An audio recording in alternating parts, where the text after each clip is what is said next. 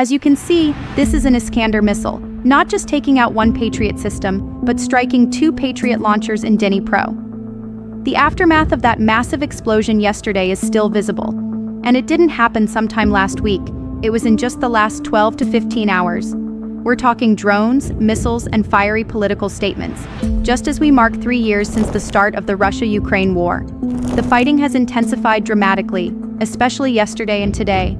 And while there's talk of peace and proposed peace terms, I honestly don't believe there's any real chance for peace, or even a ceasefire under the current circumstances. So, what's really going on behind the scenes? What happened in these final crucial hours? Let's break it down and uncover what the media isn't telling you about the latest developments in the Russia-Ukraine war.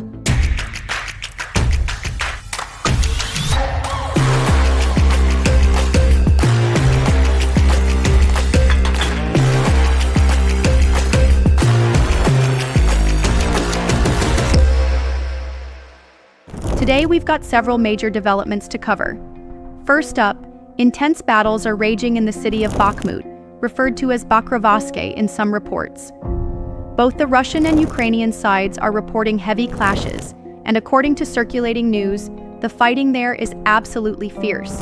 This tells us one thing: Bakhmut is a highly strategic city. It's heavily fortified by the Ukrainians, and the Russians are throwing everything they've got to take it. Remember, we've been talking about this city for a long time now.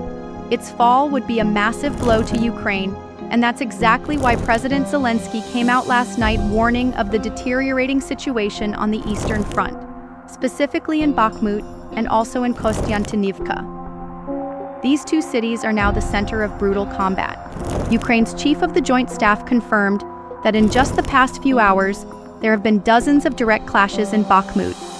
And beyond official sources, even Russian military bloggers, while not always 100% reliable, have been surprisingly accurate. They're now claiming that Russian forces have managed to break through Ukrainian front lines inside Bakhmut. This has led to fierce fighting. Ukraine is rushing reinforcements from the rear lines in an attempt to hold their positions and save the burning front. And believe it or not, this front is just as brutal as another critical battlefield, the one unfolding right now in Sumy. Now stay with me. Yesterday, President Putin was in Sumy. That's right, Sumy. And this was the first time he's ever visited the area, which sends a clear message. Russia is claiming Sumy is fully under control with no more Ukrainian presence. But then, later that same night, Zelensky appears on TV saying the front is on fire in Sumy and that Ukrainian forces are still actively engaging there. So wait. How could Putin visit a frontline hotspot? Analysts say it's a psychological game. Putin's presence was meant to project calm and control, even though the situation is clearly volatile. But let's be honest, there's no way Putin would risk stepping into a truly active war zone. That means Russia must be confident that Sumy is secure. Meanwhile, Ukraine is still trying to push through in some areas, but failing. The fighting remains intense. Now, where else are we seeing breakthroughs? In Belgorod, Ukrainian forces are trying hard to break through the Russian lines there. Multiple brigade commanders have confirmed they're pressing hard near Belgorod. This forms the third point in what we could call the conflict triangle: Sumy, Belgorod, and Bakhmut. Back to Sumy, Russia launched a major strike yesterday, and remember what I told you. Ukraine admitted that 7 soldiers were killed and 9 wounded. Now, if Ukraine itself is admitting losses, then trust me, it's worse than they're saying. Zelensky, come on. I've been covering you for 3 years. I know your playbook. Whenever there's a major blow, you downplay it. A little statement, vague numbers, but we can read between the lines. Ukraine said 7 dead, 9 injured. But Russia claimed they eliminated over 70 Ukrainian soldiers and officers in that strike. And honestly, I believe it. Why? Because the attack hit a Ukrainian training field, a firing range where soldiers were actively preparing for combat. The Iskander missile strike there wasn't just a military success. It was a massive security breach for Ukraine. So when we take a closer look, here's the full picture. We've got Bakhmut and Kostiantynivka, active battlefronts with heavy Russian breakthroughs. Then we've got the three key border zones, Sumy, Kursk, and Belgorod, all on fire. Ukraine's pushing hard for breakthroughs. And that's not all. Just last night, Ukraine launched a massive drone attack, and Russia reported it shot down 105 drones. 35 of them were heading toward Moscow. Now tell me, does that sound like a war that's cooling down? Not at all. This is escalating fast. And while the battlefield is heating up, the political war is raging just as fiercely. Let's start with German Chancellor Olaf Scholz. He came out warning that Russia is threatening peace and stability across the entire region and Europe. Then Poland's Donald Tusk raised alarms over a potential breach involving a Russian Shadow Fleet vessel.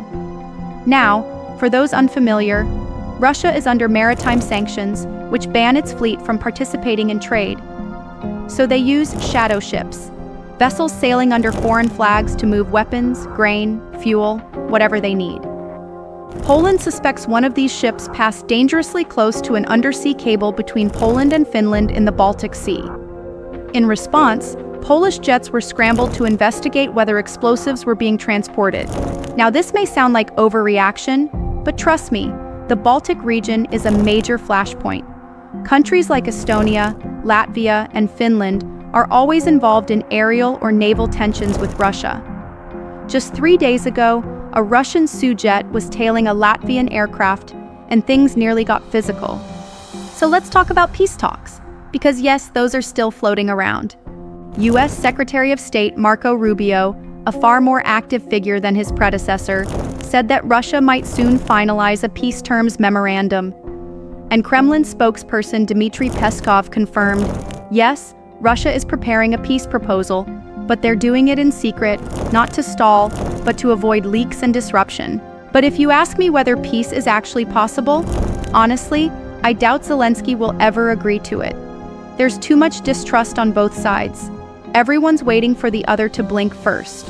If you've made it this far, I truly appreciate your time and attention. The truth is, this war isn't just about missiles, front lines, or political statements. It's about strategy, silence, manipulation, and the real cost behind every headline. We'll keep tracking the developments, military, political, and behind the scenes, because in a war like this, the truth doesn't come easy. Let me know in the comments, do you believe peace is even possible at this point? Or are we heading towards something much bigger? Don't forget to like, subscribe, and turn on notifications so you don't miss the next update. Because what's coming next might be even more shocking. Thanks for watching.